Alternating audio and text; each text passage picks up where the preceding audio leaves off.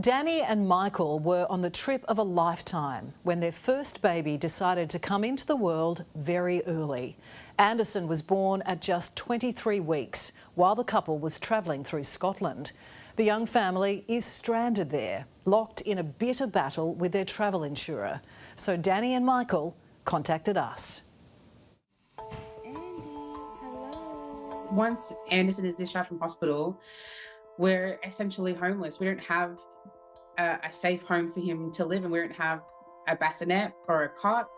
Danny and Michael only have what they packed in a couple of suitcases more than 100 days ago, and a baby born at 23 weeks.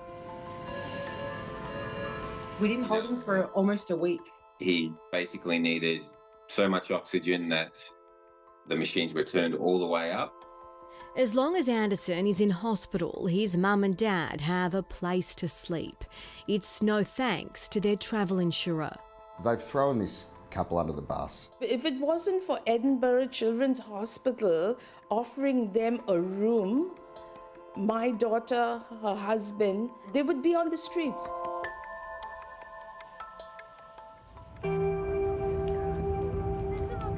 Travelling Europe for the first time, it was meant to be just the two of them. We had 2 miscarriages. We decided, let's take a big holiday, let's relax, and 2025 will be our year to start trying again. But baby Anderson had other ideas. We thought this was the biggest miracle. Having booked the trip before learning the happy news, the Melbourne couple decided to go anyway.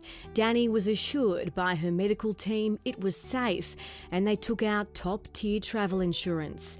But on the same day, they were to begin their road trip around Scotland. 117 days out from his due date, Anderson and Danny entered spontaneous labour. Anderson was born in less than 2 hours at the Edinburgh Children's Hospital. Weighing just 600 grams, he was whisked away straight into intensive care. It was touch and go. Danny's mother, Karina, rushed from Melbourne to be by their bedside.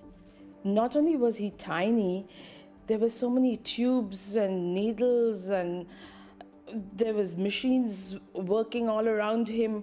I was thinking to myself, is this baby going to survive? He's come along in leaps and bounds. He's putting on weight steadily. He's getting chubby. Since November 29, Anderson has called Edinburgh Children's Hospital home, and so have his parents. The hospital kindly offering them a room with a pull-out couch and bathroom. That is it.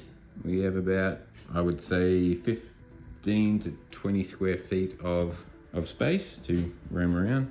And that is what we got. That has been home, sweet home. We're with him majority of the day, and we only really leave him to come back up here and eat. But we've got no kitchen, so all we're surviving on really is salami and cheese sandwiches.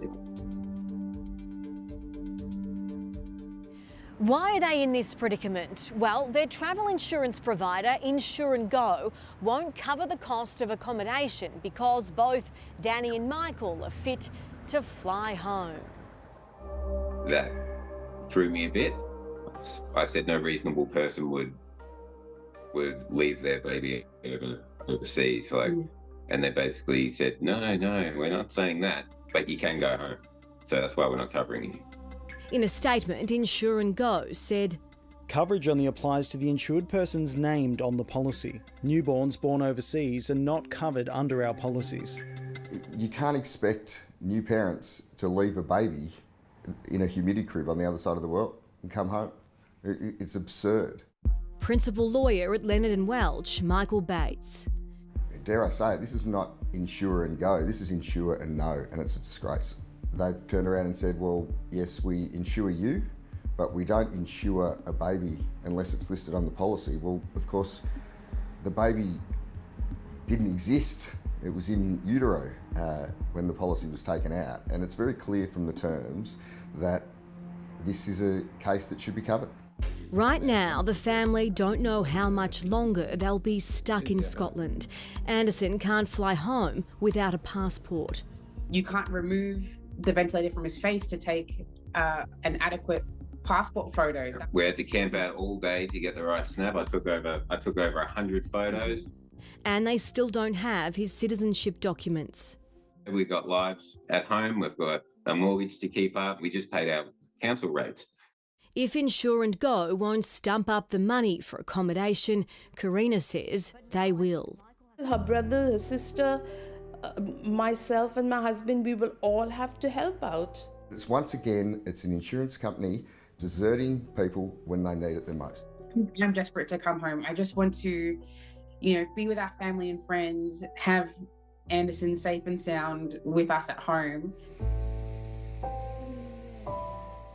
Poor little Bubba. In good faith, Insure and Go has offered the family a $3,000 one-off payment, but still it's poor form.